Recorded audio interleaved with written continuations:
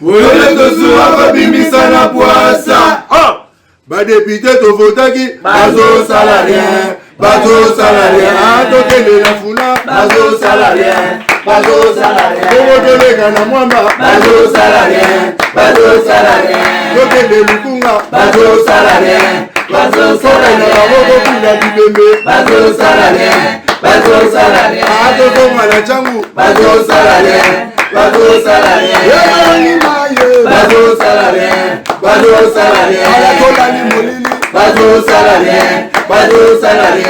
Kulune paye bazo salarien. Bazo salarien. Alabalengani ba mama bazo salarien. Bazo salarien. Ekolani wape bazo salarien. Bazo salarien.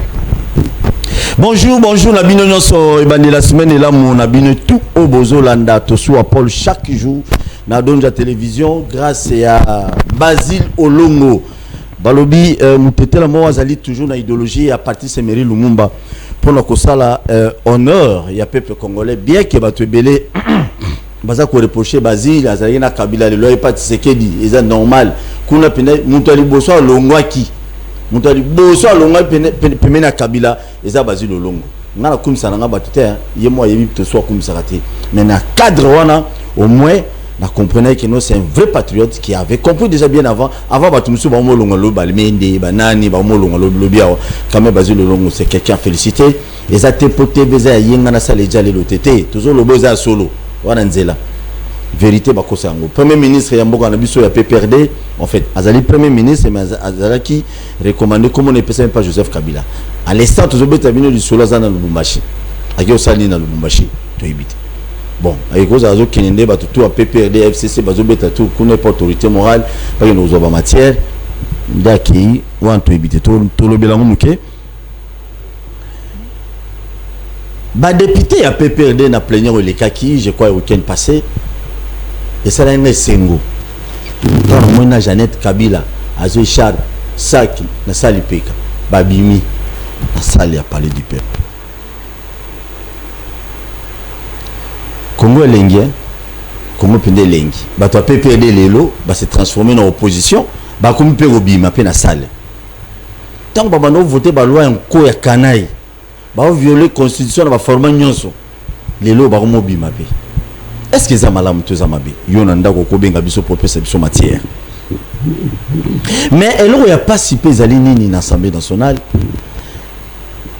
yomba lobi mabe na biso ko rattrapaka biso ata un jour ceux qui biso te ata bana na biso ba politique ya mboka oyo le ba voter à l'époque ba loi o Italie et sengo ya peuple congolais ko seka ya peuple congolais ko bina ya peuple congolais ko lia ko mela ko tanga malamu ya peuple congolais batikala ko sala yango te Mibeko ya Assemblée nationale à l'époque au bando sala pona école na biso ezaki toujours taillé na faveur na bango lelo est rattrapé bango lelo bakomi kolela lelo bakomo benga président Félix au dictateur lelo bakomi koloba lelo bakomi koloba est-ce que ça malamu to mabe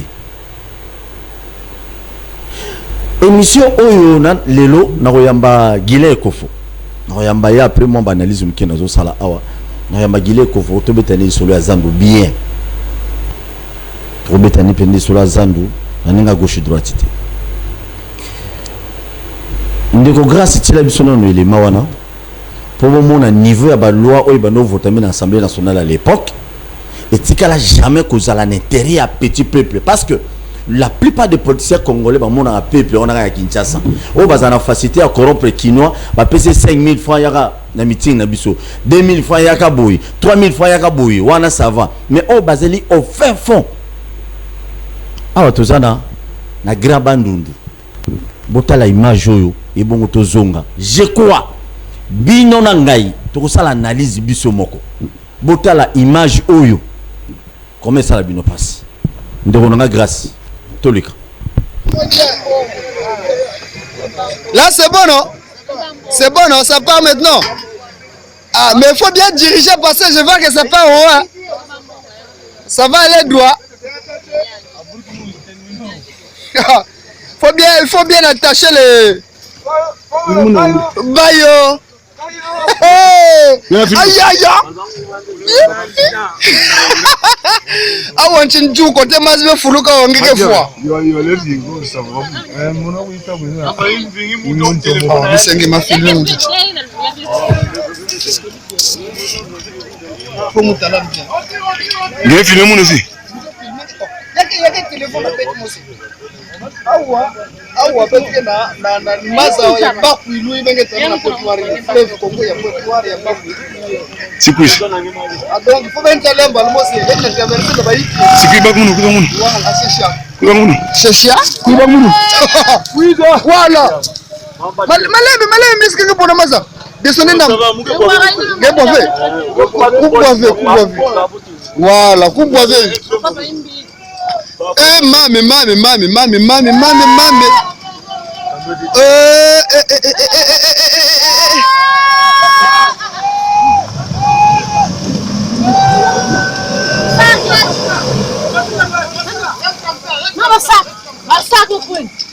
Prenez le sac.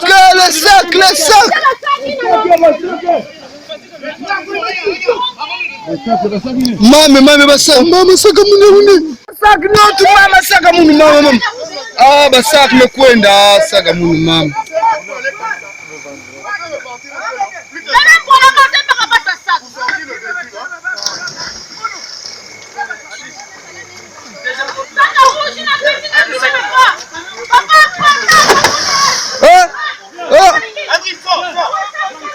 Basika.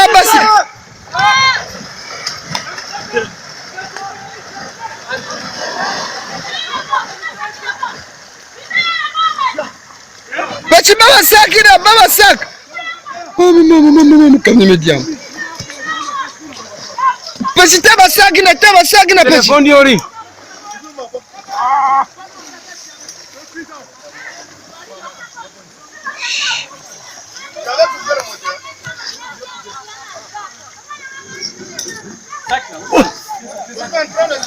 Non, ne viens pas vers là-bas, c'est profond.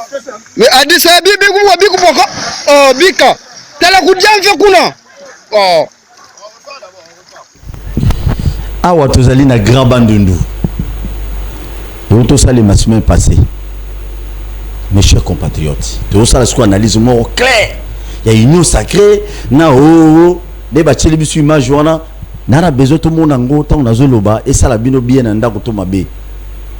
Mes chers frères, voilà classe politique nini otozana ngo lelo na République démocratique du Congo. Yaboyi, bozo mona image za na siwana. Voilà Grand Bandundu. Premier ministre plus ou moins 5 si je ne me trompe pas. Poste ya minene ngo poste mutu infrastructure sikoyo mutu abandundu mutu be minako bato kikwiti so idio foto kikwiti. Wana peska exemple moko na poni pona na lobela lelo misoze ya Grand Bandundu te, je parle de politiciens nyonso dans l'ensemble. Bande ko ngai. Voilà couleur ya ba politicien lelo o ba Kimi Kabila ba ye na union sacrée.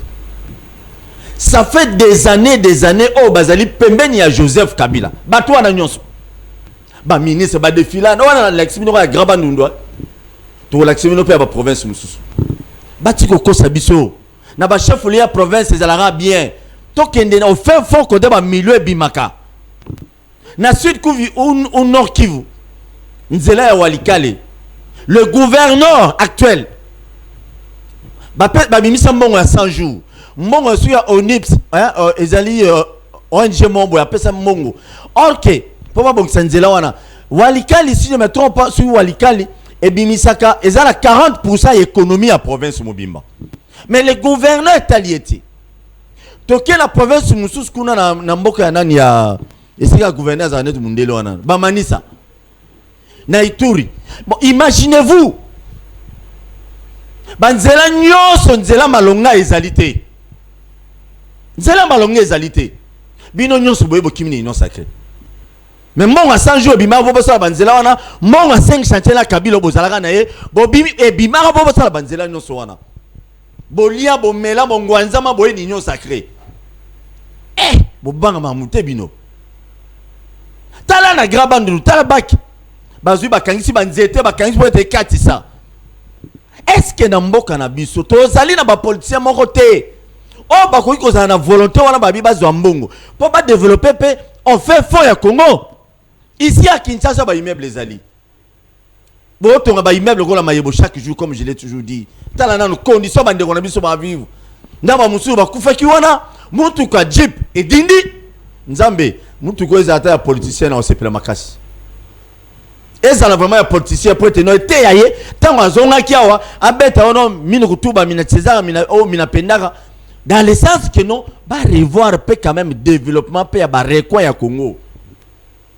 Comment notre pays faut ça na ba condition à boyi boloba na biso na télévision que Congo tonda bomengo tonda nyonso mais na ba condition ya boyi bomengo ya Congo za ya wapi so tali na pena ba coin ya kotoyo diamant et cause les bimaka mais ya otinda batu na bezolega diamant aya na ngona Kinshasa tekali avant na ya somba ba immeuble mais pour akantsela pour na baki ya malonga te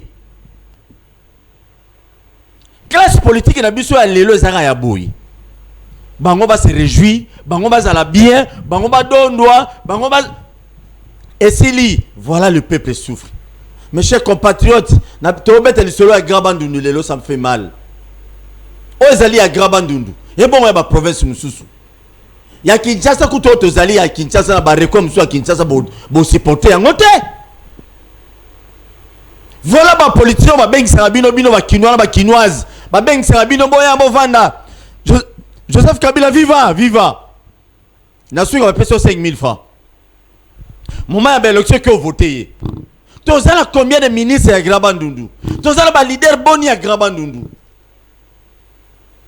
oyo lelo des fois personne n'a se souciaka Mousito à l'époque on a cité Mousito ça za banda ko ebele na koma na kikwiti na mona ndako ya Mousito et lekelanga lelo za na opposition azote mais la Félix Tshisekedi Tshilombo mais nzela nini ya malongo za na kikwiti il était premier ministre dans ce pays Mousito chaîne numéro à télévision il ne paye pas les gens nos oppositions toujours quand elle m'a dit valeur m'a mobile au balobana biso na TV mes chers frères il est maintenant politicien za muto au pesa biscuit na minute au congolais so zo pesa politicien biscuit na ebité so esala ndenge nini na on l'accepte image mususu lobi lisusu quand ya Grabandundu et ça na bino passe oyo wapi na ba policier ba ke nyoko la bango ba kote kuna ba kasa batu na mukongo na distance nini ndeko po Congo tongama politicien zala conscient politicien congolais zala conscient politicien congolais zala conscient beaucoup si peuple congolais ça fait des années beaucoup si biso na ba forma nyos aujourd'hui la plupart des Congolais na émission moto service mais passé awa vous batebele la pesa bino raison pour na oloba ete non ndeko ngoyimulu effectivement Alexei Kabila nanko en 2011 lelo ngoyimulu nazobela lobino il faut évacuer il faut que nos ambassades soient aux États-Unis soki wapi ngoyimulu no encourager hein opérisi moto et puis rebela yo mama maladi ya ba policiers congolais on des agents spécial tout ça la ndeni na mboka oyo vraiment bande on a biso ba la prison à Makala bana ba prison à Ndolo bana ba prison belé en Congo awa bazo bela oya bango na ba Twitter te ba koma eloko te ba lo baté ba bele faut ba évacuer bango donc makila oya batu mususu oya bato baza ba politicien te eza soki ndenge nini yango ndeza makila bazoba donc makila ba politicien so bakangiye yene fa ndo ba so approprier libanda donc tous les médecins ba soana bino banda kalata bobelaka non bakangiyo te est-ce que balo bando soigner bino te non ça dérange et ça fait mal mes chers frères Nathalie Lobi vidéo mo batindelinga na Lubumbashi ezala ndeko mo azolo babino a soutenir Ngoyimulunda azo finga président Félix mes chers frères totika qui militatisme ya PPRD botika yango papa mboka oyo ta Mobutu azaki na un père awa ta Mobutu azaka na un père anyonga PPRD zalatia tout le monde a battu un père et mon bout, non, désormais c'est ce Katangé tout ça. Chomba banana va filmer on a souga lanzela. Paix à son âme. Tout ce qui a distraction mes chers frères. Et surtout biso ba congolais, ezala parce que ngana muta Tshisekedi, nyonso Tshisekedi la osala ngana wanobeta mabo ata ya mabe. Non, il faut doter le mele ya mabe. Ya malamu to beta maboko. Loko la mamwa boyo na ala sabino oyo ndeko ngai développement ya Congo ekene mkoni. So tali bien, Kabila pe atande to lo bana boy. Kabila pe koza bimisa be mbo ba baki ya graba ndundo. Ba to bazanga ba leader pe na Kabila à l'époque et koza ba onde ba to balia ba mbo. Ba koyo. So comme la province de Sakou, n'en parlons même pas. J'ai sali Koulou, tu n'as Basile Olongo. Na moment il y a un vice-premier ministre. Moi 10 francs 20 francs banozwa akia na mboka na bango na loja kuna akia tongi o atongaki. Oh bato ebele baza pemé na Kabila batongate. C'est ça. Lelo union sacrée et comme rola winze rola na Gambela, rola na Zandu, na comprendre union sacrée. Boké na bino bien, boyebi Félix bien. Dribbler bino en dernière minute. Oyibi ata 1000 francs boy. Makala. Boké de bien. Na lo bana biso na émission yo ngai image yo ezo sala ngai passe tozala ba millionnaire tozala ba milliardaire na République démocratique du Congo mais jusqu'à aujourd'hui bato bazo ko investir na ba province na bangote voilà botangela ngaso la bande nous na zo ko investir zo continuer ko investir Guilwando na zo ka ba bazala mbongo ebele azo sala mbongo ebele c'est bien bon et bimagabo njadi les têtes abimagiawa asili. Surtout aux bima pour la période de la télévision, pour tout ça le succès et zamabé. Aux leaders de la province nayo, aux la kanini. Ma leader est belé, ma province est belé, au bazar permis na Kabila. Mais na bilo msou bazouar, bande comment fin la Kabila te. Bon t'as la leader de la province na mino. Bon fin la Kabila te, ton me dit pourquoi? Oui, Kabila a part de responsabilité de 75%, mais le 25% c'est qu'on revenir dans na ba notable na bino to na batwana il faut bino pe bosa ataka na bango pe bolo ba Kabila oui batu ba kimi union sacrée oui bandu no tielo za la développer te pour l'union sacrée to pour la PPD mais volonté la bino zate est-ce que ndako no ne vendre yo ozola na ngai est-ce que ndako no za la salité mais comment on permettre de province no za la développer te pour ndako yo vendre za Kabila te mdabong c'est les yo mono bon sanda kuna yo. Oh Jésus, fais grâce à notre policier qui pide Yali Boumou. Président Félix, Nyonga Bango. Nyonga Bango, peut ça bango tamaoté. Idéologie peut amateur pour le premier ministre Royawana, c'est un juste ministre et sur le bureau. Pour le ministre Abima, si 18h. Le président de la République, le gros peut toujours le bangana ou le bangoté. Qui tisse sa salaire à ba ministre. Bango fout à ma 13 000 $. Eh bah il va déjà ba mbongo belé ba la ba copé belé ba zo ba million qui ça bango salaire Matela Soda Matela fonctionnaire Matela Soda médecin je suis dans la porte-parole à ba syndicaliste à ba Soda na ba policier Matela bango salaire Matela ba enseignant ba professeur donc ba to yebi oh wana Matela bango mais ba ministre qui ça salaire na bango donc qui ça ba ministre salaire na ba député oh to moni na ba dada ba mo bima na parlement. Balwa ni bino votaki na moment na bino balwa ni bino bato bobima na salle semaine passée oh bino votaki en faveur de peuple et puis bino bureau définitif ezo na bino ba député bo kini union sacrée majorité il y a union sacrée kitoko bo voter marmo biso tozela to ala besoin bo voter biso ba mamakam na bino te be molime matai maté bo voter biso cop na biso lobby semblerait je n'affirme pas lobby semblerait tu as PPRD il semblerait tu as PPRD bazo organiser milulu pour ba bima ba no sala moi makele la primature pour la rolobaete non premier ministre baroko ça a été tout ça ndero yo banda PPRD bana obimisa bino na balabala après ça bino ba 5 000 francs tika au chômeur mais comment faut-il ba après ça bino ba syndicaliste ba entreprise à l'état pour être non bino ça boulou le bina primature vous allez gagner quoi après?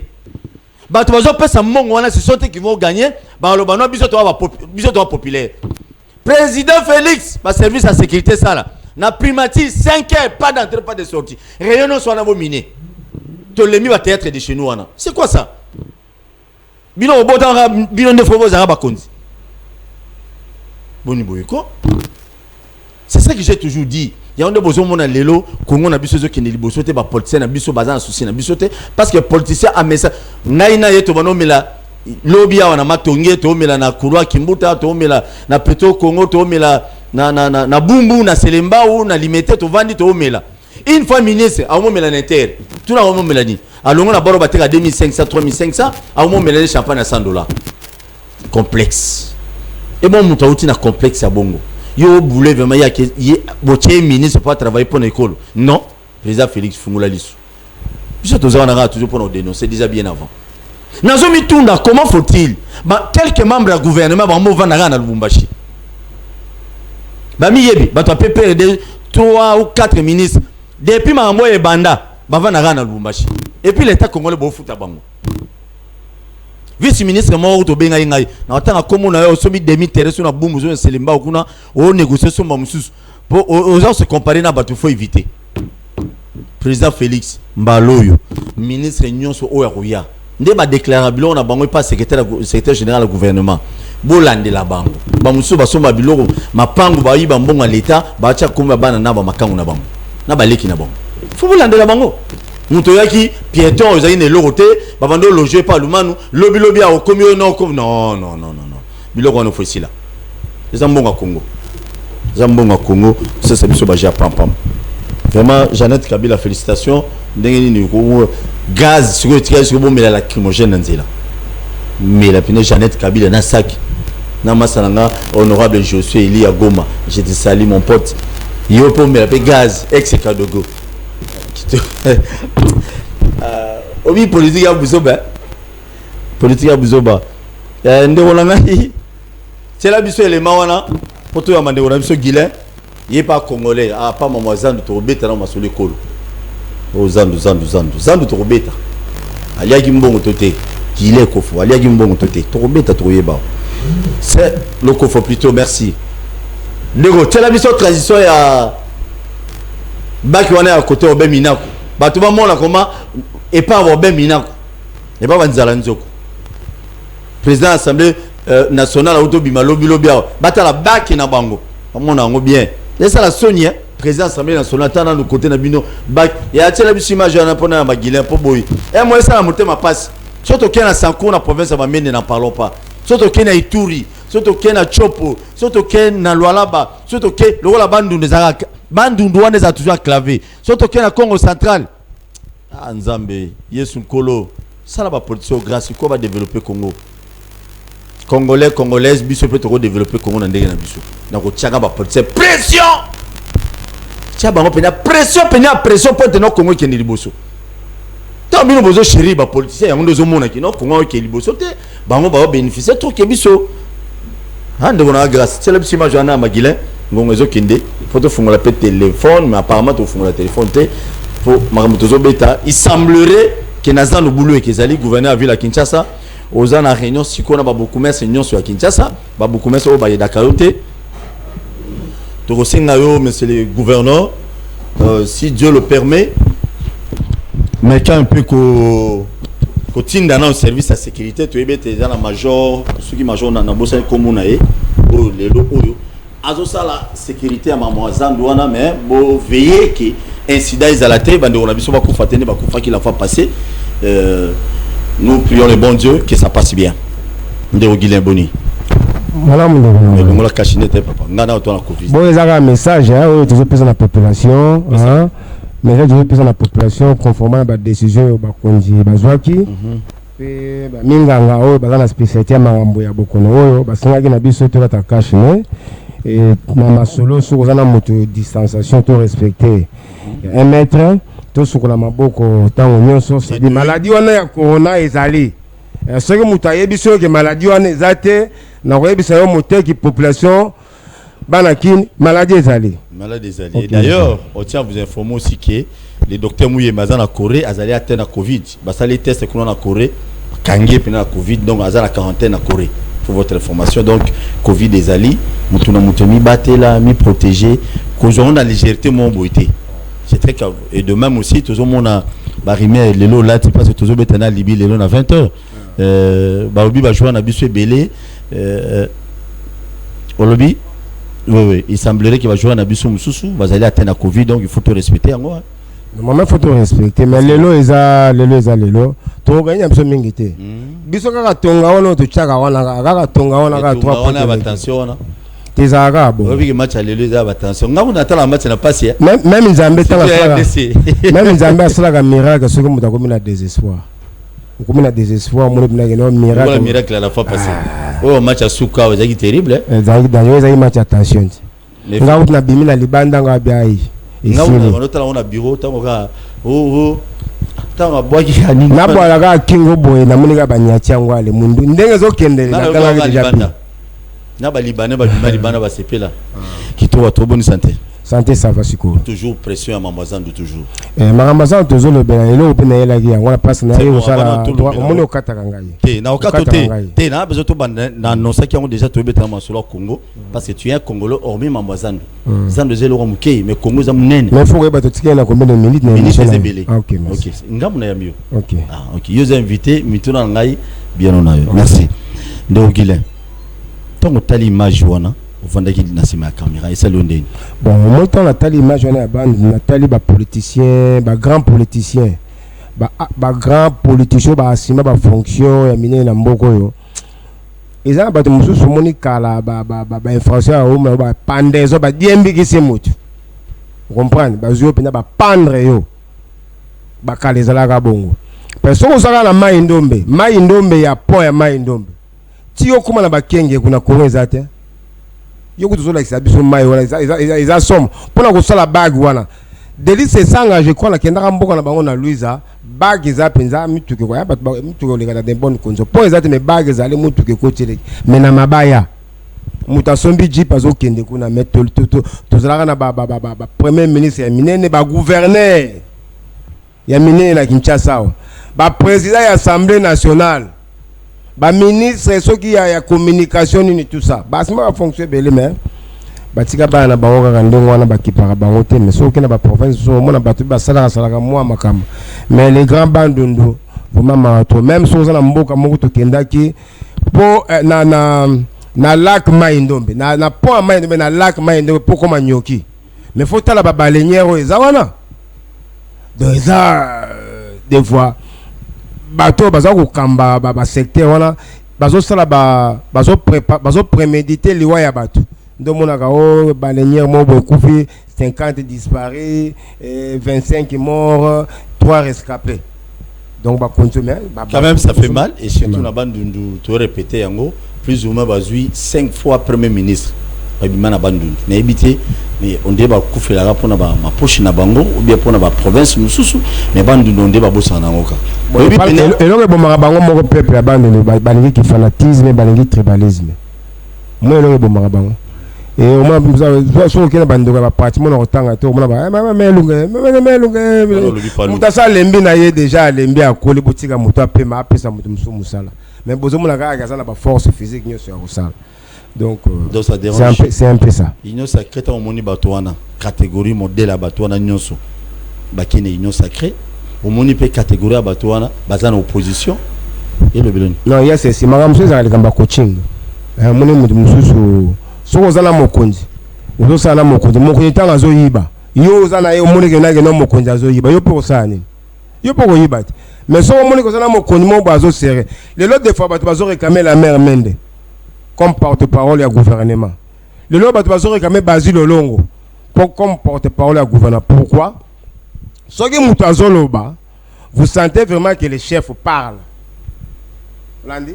Mais ils ont Moutazoloba, ils ont pris sa compte rendu au gouvernement. On dirait que ça la théâtre qui kédie, on dirait que ça la théâtre bazo c'est bon bah des gouvernementaux ils ont pris des décisions et bimi. On se comprend, ils ont pas de bazali à outil, à FCC. À côté de l'Union sacrée, dans le cadre de Mason, dans le cadre de Maramambo, il faut quand même pas changer le gouvernement. Pas changer quand même le premier ministre. Parce que toujours au monde a des fois, ok, dans ma province, au monde a gouverné. Ils ont manqué ministre national respect. Vous comprenez? Or, la personne qui devrait les rappeler à l'ordre, c'est le premier ministre. Quand un gouverneur manque de respect à un vice-premier ministre, à un ministre d'État. Et puis ceux qui ont un gouvernement, c'est pas un aucun. Ministre du commerce, allons les taxes import-export, Jean de Saint-Boussa. Hier, ça pour les peuples. Allons les taxes import-export, na $45, à chacun on a $150. Quand on a eu beaucoup, les lots, allons de $150, chacun de $150. pour biloko matato pour biloko quitte et le premier ministre a vendu à tout le bélo côté la ministre de l'économie au salaire kuna kututika petit commerce au Congolais au Samsani le ministre de l'économie azo sala musani na ba réunion azo saka na gouvernement commission chargée à suivi des prix des produits de première nécessité commission à cadre permanent de concertation entre le gouvernement et les syndicats asala ngona banane soka bengi se fait ba kosi ba adopter ce qu'ils peuvent adopter sans pourtant tenir compte il y a situation sociale il y a petites et moyennes entreprises parce qu'il y a les grandes entreprises il y a les petites et moyennes entreprises mais quand elles réunissent seulement grandes entreprises une décision fixer ba taxe selon catégorie à grandes entreprises ba ko appliquer en tinacé c'est pour eux que moyen makambo mokonza mboko ba il faut créer ba millionnaire congolais moyen ça la misate. Et je ne pense pas que le président de la République a reconduit le ministre de l'économie ou le ministre du commerce. Je ne pense pas. Le ministre de la santé. Bon, le secteur, on a besoin d'informations. On a besoin secteur de commerce. Le secteur de santé, on a besoin de sensibiliser tout ça, mais au niveau du marché, le service à hygiène et de la mais au lobelo au moyen Lambert Mendao, est-ce que na Congo de Konanga Guilin bilongi ya sika mayele ya sika bato musu bwana sika bazate ifuka tozora ba mende ne bazonga wana te bazali yo posati est-ce que ozo mérito za la journaliste ozo mérito beta matolo non autant que classette ozo intellectuel o l'équipe bato mususu hein o l'équipe bato mususu na mayele pe na elobeli mais chance le pamba o se retrouver pe na mona mboka ndeko Basile o sa na ba faire no privé na epi na mo pao. Non, merci Guilherme. Bon, on a monné les bandes. Bon, on a monné les bandes. Merci beaucoup. C'est mon frère. C'est mon frère, toi, Congolais. Il y a le Liboso. Il y a Liboso, photo de Tchana, intérêt à Congo. Nous, intérêt à Bissomoko. Et là, on est au bon Congo. Ceux qui ont été en politique, déplorer, c'est tout justement parce que la plupart des politiciens, papa, on a intérêt à population, Bosana. Bosana. Chinois dans la Caribino année où on a autant dans la province belé. Autant dans la province belé au monde qui Congo est Kinshasa té. Ba discours on a ba kosa biso on a ba base et reste ma route na ba élection en 2023 et belé ba zonga té. Danze. Et belé na Jeannette Kabila ou dans zonga député. Danze. Voilà bazali ba élite, voilà bazali on ba nommer so inde.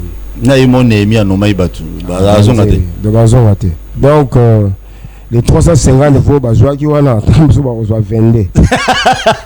Dans majorité, il faut basculer côté fâché. Pour moi, on a quota. En 2020, on a un quota à l'Assemblée nationale. Parce que ce que les Taliban de communes, 90%, n'a pas discours, n'a pas beaucoup plus politique. Hein? Mais la revendication sociale, au final, ma campagne toucher population. Mingi ba eba. On dit ça que l'on ma campagne le Canada. Yo mo bazo kiper ngo. On va quand sortir des missions réunion sacrée. Mais ma campagne zo préoccuper population. Et puis na mamonde ba to akufa pe na est. Lisole beta ma des réunion sacrée. Mais les réunion sacrée ndé bazo beta. Ndé ogila mutuna so to kota na zando. Tango zo ka ba police bazo réclamer ba poste na union sacrée. Mais bazo réclamer ba poste, ba réclamer ba communauté. Ba quartier té, ba localité té, ba territoire té, au moment là réclamer ga primatie, ministère, aucun politicien na bango nyonso doit réclamer akoma beaucoup mais c'était akoma chef du quartier té, chef non rien du tout. Sous bazo réclamer primatie pour basa na ngone. Pour basima ba fonction amine na mboko ba salarié. Et ça na ba na otanga kombota basima ba fonction amine na mboko yo. Donc grand prêtre assez un peu finance ya mboka, assez un peu primature, assez un peu vice primature. Mais bah salarié na mboka, au contraire écoute ba longola impôt sur les bénéfices de 20% à 30%. Bah ça la modification ya loi fiscale où il y a impôt sur les bénéfices. Impôt sur les bénéfices bah foutre en un chiffre d'affaires était. Impôt sur les bénéfices vous allez prix d'achat, moins prix de vente, où il y a des bénéfices, on doit foutre à 1%. Mais actuellement, parce qu'on peut prélever les 1% sur les bénéfices. Il faut passer la réforme et la loi fiscale en matière de paiement de l'impôt sur les bénéfices. Le député, parce qu'on a 5, ça m'a bien wazate. Il faut qu'il ait le coup en 2023 pour faire la réforme. Voilà. Même les journalistes, il faut qu'on modifie. Les journalistes ont la chance de répondre à député. Mais pas modifier la liberté de la presse. aucun esika mo fin basé sur autorisation oyo ça l'émission par exemple na wenza bayaka il faut que nous faire réviser ordre de mission na yo na associate mo keza pembeni bon so ba boy gaz so que mundele ko te dirait que respect la sécurité non va sécuriser na suka na robeto seulement na robeto seulement ko sécurité yo na yamaka 3 journalistes non 4 2 ya moko ya RFI moko ya BBC moko ya Radio Okapi na moko ya chaîne na biso moko na ototanga kombote ba interview nga tout ça banda ba 15 minutes sili yo pe ka ndenge za ba jeune ba ngba kende pesa ngata mo transport na pesa yo pesa ka ebele koleka na pesa wa RFI non je suis déjà payé ay ba c'est ba futa déjà na pesa ya BBC pe akale ya Radio Okapi pas sali ya non je oh ya biso suko ya sa ya chaîne ya biso wana na ebeke mwana maza ake mpiaka na bika bona libéré yepé talaka amone ke loka mama zabi ils sont déjà payés yepa côté kana tata abi je suis déjà payé mais tant baki abengi abi mona mai bombelanga la wana potalaka équipe oka pour la tête il est toko de Mazando pardon abi j'étais déjà payé mais la suka binoko keba bana la parler équipe oka pour la tête bana no. Très bien, merci beaucoup. C'est ça la vie. Oh, Moussa n'a plus ses habits, mais il faut ça là. Ndeo Guilin. Naoki na tonga babi batu ayesu na zando. Ya quoi? Bon après na joué coup de fil, ba commencer ba tomboki. Jesus. Ba tomboki lisusu makasi penza. Et on m'apprend que même ba magasin ils a fermé. Et ba carré depuis le 20 non? Bon ba bukaki depuis le 20 ba kanga kité ba bukaki biloko abatu donc ce sont des actes que nous déplorons. C'est quoi le problème? C'est pourquoi mon na yayi ko sala droit de réponse. Ça là. Na ko sala droit de réponse. C'est droit de réponse il faut qu'on recadrer na mituna. Na ko sala droit de réponse ya kolanda makambunde ko boni asala ki na mission na yo. Na yo mo pose alaki. Bien que droit de réponse c'est les kagi nango déjà. Il faut ta facture na caisse après ça. Il a le droit de réponse na foot à caisse na foot et l'autre na benga ki yo. C'est bon tu évoluer. Na benga ki yo. Pour foot on les après mission papa. Ozo banga avant. Te nazo banga te nazo nga mopao. Ndeko boni alekaki. Mais naza président national. Mopa monga zando. C'est un grand syndicat oui. Mopa monga zando. Te monga zando te. Ya on a na pesa bino éclaircissement parce que mukile benge mais président tala balobi comment on ta veste. Nambongo azando. Est-ce que tu vois qu'il était? Ouais, plutôt qu'il était. Tu évolues. Quand tu évolues dans ce pays. Ndeko Bonal est pas binawa, alabi président Zoli Ambongo azando, il m'a traité de tous les mots. Au moment où ndeko na ben mission ton zo sala, il faut que éviter ko yamaka mutu pour une émission na yo ameli na no 12 tembo. Bandela, na oki bien te. Na le biboy, pour yamaka une émission il faut au talaka mutu. Muta ko une émission na sa soulete. Tant que vous avez moto, amélie par exemple 12 thèmes. On a un gros bagi boni amélie qui 12 thèmes. Amélie. Naïbi. Est-ce que tu veux voler? Donc boy bani bini balé. Naïbi bien. Mais le temps où il y a lobby, qu'il faut ça la zande, il faut pas ça la ni tout ça. Mais avant ça n'est que tu le connais une émission na RL TV. Bini balé. Bisonaye. Makambo ya zandu. A palola gouverneur de la ville Njantini Ngobelande moi au Sakanate. Tokuta na eti et pas honorable quoi Magloire Kabemba. Tout ça n'est pas démarche pour que Zando et Zonga. Major Kabemba a tel Melangobila. Major Kabemba n'a pas à tel Melangobila. Ça député provincial. Est-ce que pour les Burkinabé qu'on n'est pas naïf? Mais tant que Gobila Toumba Biloga ba commerçant pendant période de confinement. Oui, parce que ba kangaka ba confiné ka commune à Gombe.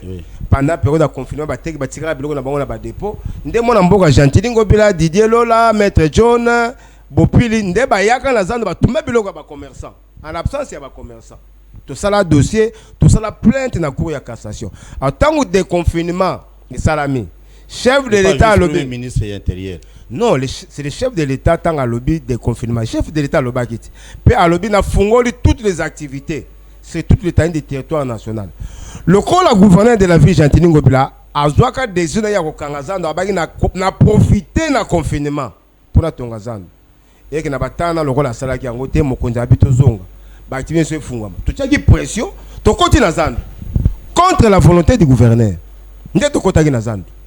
Banda to kota na kati ya Zando, le gouverneur de la ville a tia comité de gestion ya sikate pourquoi parce que population va commencer ba boyaki ba bopili parce que bango de ba participer à la démolition, destruction, incendie, ya marchandises ya ba commerçants. Donc le kola bango balinga sous Zando ezalate bataki ba mona ke bango ba ko ya ko diriger sous biso te gouverneur tia ba administrateur ya sika depuis 5 octobre présent de fungwa matilelo gouverneur aboya ko tia administration ya marché ça dit bataki na kati ya zando ba futa ka tikete taxe o ya l'état o ezaka 300 francs par jour recette nango ezaka 6 millions de francs congolais par jour 180 millions de francs congolais par mois 720 millions pendant 4 mois le gouverneur aboyi recette on écoute dans l'état pour que ces marchés ils bien géré ils assaini quand cela ne tienne le kolo to kota ki na kati ya zando to bi to za ba commerçant biso moko to zo boa kama matiti o mele pe moi mai o boa ki moi sachet ya ba bouteille plastique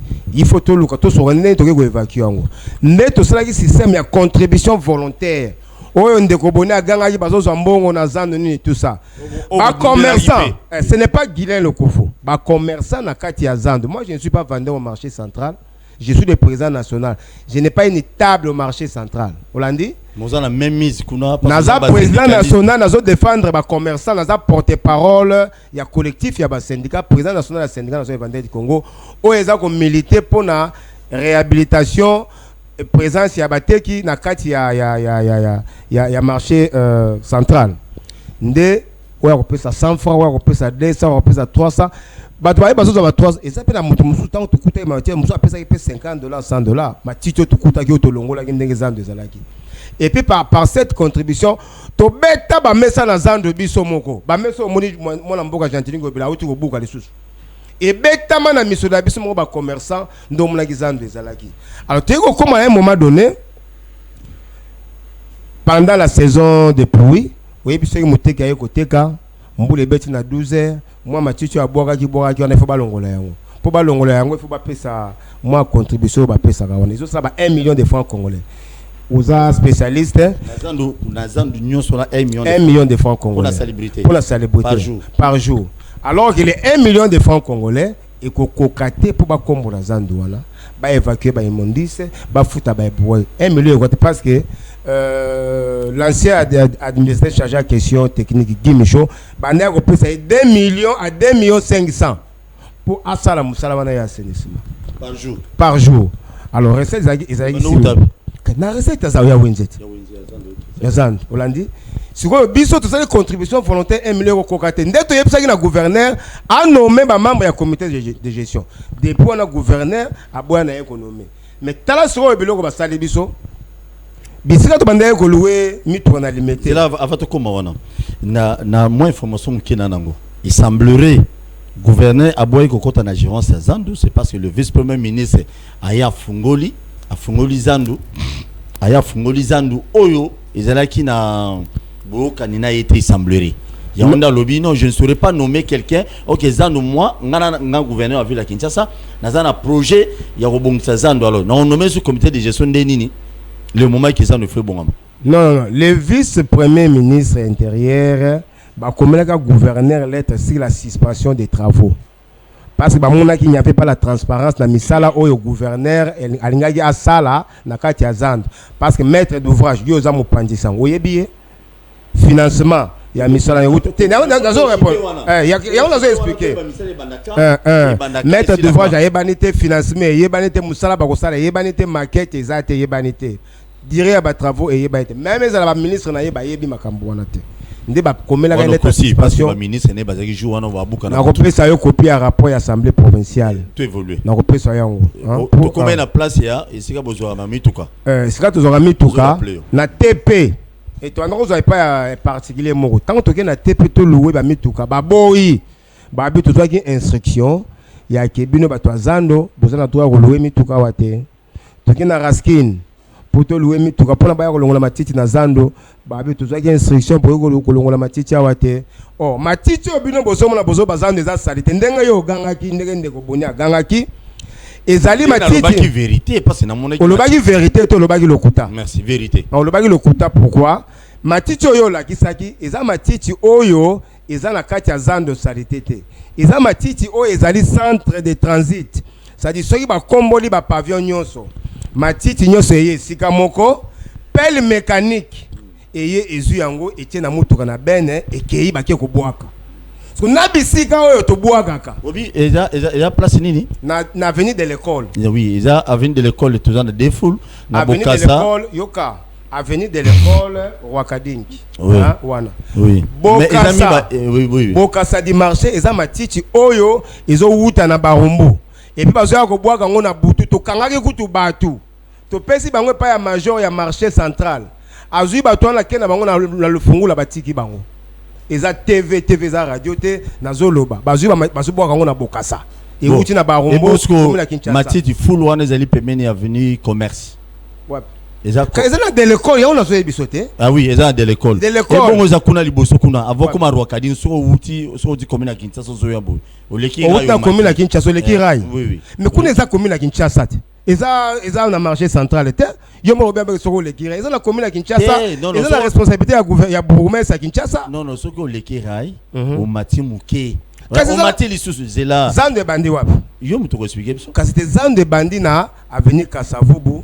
Bokassa lowa na commerce donc full wana na zoloba eza na Bokassa na avenue nini bon l'avenue je ne maîtrise pas mais c'est ça c'est ce que je vous ai dit ça dit tant que zoloba et cause à 50 mètres na Rwakading si je me trompe pas kasi on a besoin de 50 mètres na Rwakading na commune à Kinshasa donc là c'est la responsabilité à bourgmestre oye banda ko tia na Bokassa hein na côté du marché ndemba mathieu zo uta na baron bazuya ko boa ngo na butina basola po bazali ça mais o ezali na avenue de l'école yango ne zaki point de rassemblage ya ba matine so uta na pavillon ba ba tiango na avenue de l'école wana pelle mécanique et ye yango to na niveau to komi tango e komi ke to na esika okende ko boaka mokonzi apekisi biso tande ko ndeko boaka matiti ba matiti uti na marché central ba boaka te to komi ko ndeko boaka matiti yango na mpasa olandi nde gouverneur a eu décision abia kangazande pour raison d'assainissement et de réhabilitation nde sekisi biso comment toute une autorité a ko tambola na lokuta monene boye comment toute une autorité a ko kosa ba konzi akosa na bino ba journaliste olandi akosa na bino ba journaliste. Biso ça qui démarche, tu connais pas la première dame. La première dame nous a reçu. Ayambi biso, na c'était Union africaine. Bayambi délégation à syndicat. Tu expliquer ma kambwazando. Abi c'est vrai ça oui. Ah dans ce cas lobby na kotinda, na ko sa papa, batinda batukuna po baya kotala nini mais zo benga gouverneur de la ville, ayeba ke batu boroya lobby. Tango ya zui message, ndaye ko sala biloko wana.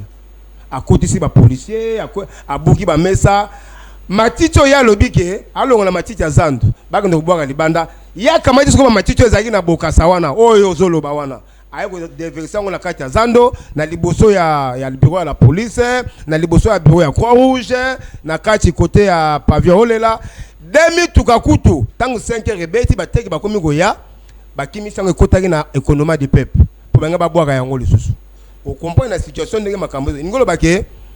Le gouverneur a posé un acte prémédité et il n'a pas respecté la résolution, même l'Assemblée provinciale. Il a passé une recommandation à respecter la procédure pour la passation des marchés. Il y a des monté pas moins de $300,000. Il faut ça l'appel d'offres. Est-ce que ça l'appel d'offres? Ça l'appel d'offres était. Soit retourné. Bon, il y a vu les ambons, on a été. L'autorité budgétaire Azali. C'est l'Assemblée provinciale. Ok, mais alors Moko, on a évité précision et éclaircissement avant tout bande émission. On a comprendre ce que c'est. Non, c'est la ngate. Yo ningon dimisa mamu. Tu n'as tout nindé. Oh, t'as la guilin. Yo ningon dimisa mamu comme non makas. Na bando comprendre.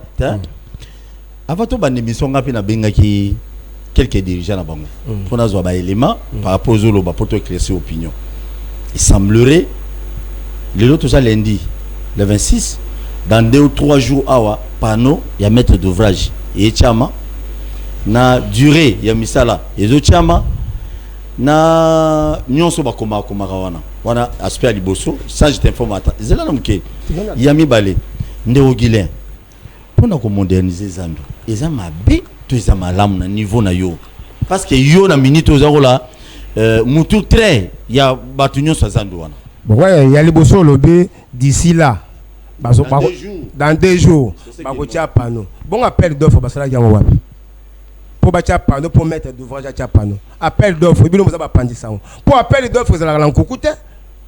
appel d'offre basala yango na poisa asalaki yango mokolo nini appel d'offre salamate l'assemblée provinciale n'a même pas approuvé makambo yango toye na question ya mibale o tu vraiment sûr que non assemblée provinciale mamunyo sozo le kawana bango vraiment mais non parce que les recommandations à respecter la procédure c'est la passation de marché mais passer temps bakangiza dans assemblée provinciale les alaki hein et kasbaya kité baya kito sola ina bango c'est sous la conduite de Peter Kazadi après ma solo na biso na bango nde ba pesa ki gouverneur ba recommandation oyo ti le gouverneur zo respecter té mais ceux qui gouverneur zo respecter té comment gouverneur a continué ce bazo ce boyo kanya assemblée provinciale na gouverneur a vu la Kinshasa ce qui boyo kanizalité comment gouverneur ça devient politique alors il faut tout ce qu'on a ba député il y a solo Hollandi o ba solo bela pep et ça alors ba député ça nango ya 350 ya PPRDT Hollandi o ba zaki 350 na kati assemblée ba ça eloko moko te ça lokola o bozui ba recommandation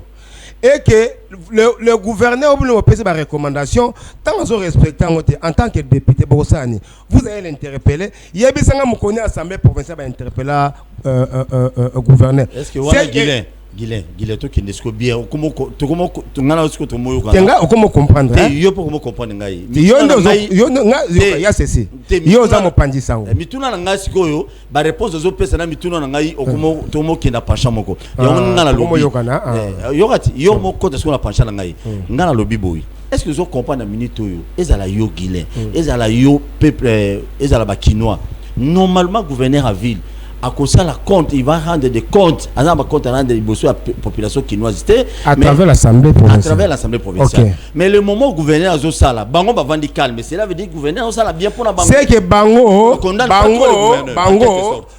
parce que ça, c'est comme ça, na Bango T. On peut cet exemple. Jean Motologo a osé Badi Banga. Député provincial de l'IDPS. À la question de la carte Assemblée provinciale. Babendi est nommé ministre du Commerce. Oui, puis l'élection n'est pas marquée na biso. Yoza député, petit frère na yo premier suppléant, moi c'est notre deuxième suppléant. So tellement ça manga danger na carte assemblée provinciale, ba bendio ba nommé au ministre, ndenge ba nommé Ozé Badibanga. Yebi sanga leki na ye a commis ministre, a commis député, a remplacé Yaya na ye. A cause la motion à méfiance contre gouvernement Yaya na Yazali. Mais ba député monsieur. Ba kango ezebele. Il n'est pas jouer rôle voilà. Donc c'est une assemblée qui est appelée à disparaître pour l'anga assemblée provinciale voilà. Donc pas jouer rôle na bango na bango. Donc message yo ko sala pour l'anga yi. Na koyebi sande peuple. Les peuples battu na ba député na bango non le gouverneur de la ville de Kinshasa. Botala ba député bozo voter. Et ça la député musu banda ba voter akendaki na assemblée provinciale pour la légiférer té. Pour la ko sala contrôle parlementaire té mais pour la ko sala banque Lambert. Hollandi donc le rôle député parce que bien futa bangote merci pour la banque Lambert c'est-à-dire le rôle futi binote na kodef ça 2000 francs pour zong silanga 3000 ça c'est fait na kati assemblée et puis ba député on peut mingi mona jamais mona na podium ya assemblée a tellement loba baloba kate donc c'est une assemblée provinciale na habité le roni na ko koloba mais pour la biso peuple tozo regretter kaka mbaeleki na lika une émission mo kesala ki passe ndé na ba na remercier ki bana masina ndé ba fota ki ote je crois na ebisa ki obenga yenga yo lobi na nga président comment tu as dit des choses pareil c'était en fonction il y a réaction ndé na landa une émission mais ce qu'on a moni au comprendre le rôle comprendre ndé na zo na ko pesa message à bana masina au moment opportun pour bandi ko comprendre ce qu'on passe na moni bande l'émission bande l'émission tant on m'a bandundu on m'a kini ba ministère musu salarié ba propos yo soko zalaki na kati assemblée provinciale j'entends ngo benga ça bilo pour ngo za na lar na yo hein mas uzaranje na lar ngo bakisana o l'état zo futa yo vraiment on ngo za la mutu moko bakanga muno côté na très bien merci beaucoup na bandi etelisolo to beti azandu oyo et là to beti te pas répondre mais réalité. Aujourd'hui, les Quinois et les Quinoises, on ne peut pas condamner le gouverneur de la ville de Kinshasa. Non. Nazoya. Je suis Sangat. On ne peut pas, les Quinois et les Quinois, on ne peut pas condamner le gouverneur. Pourquoi? Journaliste, comment on condamner le gouverneur, pourquoi? Parce que le gouverneur, Azal qui est élu et pas Abisso Quinois. Azal qui est élu et pas député, député, Azal qui représente plus ou moins 24 communes dans Abisso. Alors, s'il y a quelque chose qui ne marche pas dans l'Assemblée provinciale, tout la ville à Kinshasa, batu ya liboso, oh ya biso ba kinois, population akomona, tout le monde a ba élu na biso, batu ba ko représenter biso dans l'Assemblée provinciale. Mais le moment si il y a rien ne marche. La fois passée ça de Kangamaki et Fungwa mais pas vice-premier ministre. Gouverneur aye qui à Kangi, na gouverneur provincial mouvement ba Kangi. Le député provincial jusque-là à Kinshasa. Mutu morote azo le kanaba base pour expliquer population le pourquoi ba Kangi zanduté. N'y a pas de comprendre ngai. Donc ça ba député na biso ningo utolo ba baza ko aider population té. Mais c'est qu'on comprend que le gouverneur azo sala mabe mais ba député na biso de pas sanctionner. Il a besoin de condamner le gouverneur. C'est question seulement. Je savais que tu ne condamneras jamais le gouverneur. Donc, on a des députés parce que si vous avez député, tu n'allais pas condamner le gouverneur. On a une logique, Guilain, on a une logique. Et que non, il ne faut pas sanctionner le gouverneur Bazali. Mais le gouverneur gouverneur azo sala mabe mais batu oyo singa ba condamner bazo condamner te bazo tikaye bazo accompagner dans les mal. Je ne peux pas filmer ça parce que na personne na yeba yo oui jamais koloba. Na personne za député lelo na yena banda ngai. Bon, attends ndako. Même question orale, même interpellation ya pamba. Rien, même émotion d'information. Mais c'est ça le problème aussi. Attends moko, attends. Il faut que total la pe banda no to go banotina. Mais na chaleur yo zala nango, hein? Mais attaque question orale. Merci Nabino tout votre bolandi biso na banzete Kinshasa za biso nyonso gouverneur de la ville Kinshasa Torosengara eloko moko ke sala aux alliés intérêt à peuple s'il vous plaît aux alliés intérêt à peuple sala aux intérêts à peuple non à ba député parce qu'apparemment ba député va comprendre été de Guilain le babo kaboni. Oui, d'abord on apprécie merci parce que ils ont battu mon sous chrétien tant au 5 droit de réponse mingi baboyak et ils ont assuré baboyi na tiaka bango na justice parce que ça droit na ngai tant yo lobi comme tant comme na émission et que na ça droit de réponse au boy na tiaka bango na justice mais yo za maintenant comprendre que il fallait ndeko Guilain le kofo aya amira ko pesa lobi mabete pour lobi mabete nous autres lobi ça c'est intérêt ya bakinois c'est-à-dire bakinois ba comprendre que le gouverneur de la ville sa façon d'agir, c'est-à-dire kobongisa ne mutaboya zate. Mais la méthode utilisée, yo po bongisa il faut tumbaga beloko bato. Il faut profiter na confinement. Kimbuta tanga bongisa ka mate. Tasala ndenge nini? Kimbuta sala ndenge nini? Kimbuta sala ndenge nini? Kimbuta benga biso avant. Kimbuta bengi biso, tu vandi na mesa, tu sololi, tu sali recensement ya ba commerçant. Ya wenza mate to yeba ba commerçant baza combien? Musani ba kosana ba kokanga wenze pour combien de ta ba commerçant ba kozala wapi? Asaki angote tala leur invitation zo ya pesanga papier invitation Kinshasa bopeto banda musala toke rapidement banda boye ya mona mboka Gentini Ngobila ça similo enveloppe mbala liboso invitation ba bengi Guilain Lokofo o ndeko bonya lo baki président Guilain Lokofo il boevi au moins le coordinateur président Kinshasa bopeto abenzi ndeko Guilain Lokofo lobby mercredi poto pesa bango makanesi ba moleke makamba Kinshasa bopeto échoué biso zo kamba bateki 129 marché à ville à Kinshasa peto zo kamba 24 communes siko soki yo za na carte à ville à Kinshasa olingo mema Kinshasa na moto pepe kala boyaki na ye pepe kala lo baki Kinshasa bino bolingo mema na moto ngala kokoka na ngate donc ko bongisa zando to boyete mais faut ça mana ordre kitoko merci programme sous ces alliés émission ya église Kimbangu ces alliés après biso nzambe azala biso les Congo nous appartient si maintenant micro tout le monde Fatibe béton tokutani prochainement Antoine oui par comme Félix Antoine Chilombo Tshisekedi Chilombo Chimankinda B50 Mukongo ngomona papa Nchesi wa Molomba premier docteur Antoine République démocratique du Congo merci beaucoup merci beaucoup Ndeko Charles l'émission est Sili tokutani prochainement.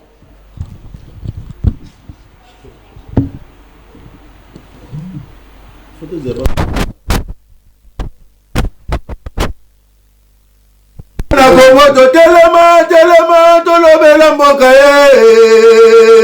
Wole to suwa babimisa na poasa ba député to votaki bazo salarien bazo salarien tokende na funa bazo salarien tokotolega na mwamba bazo salarien tokende lukunga bazo salarien na maboko Tozonga bibembe, bazo salarié. Bazo salarié. Atozonga la changu, bazo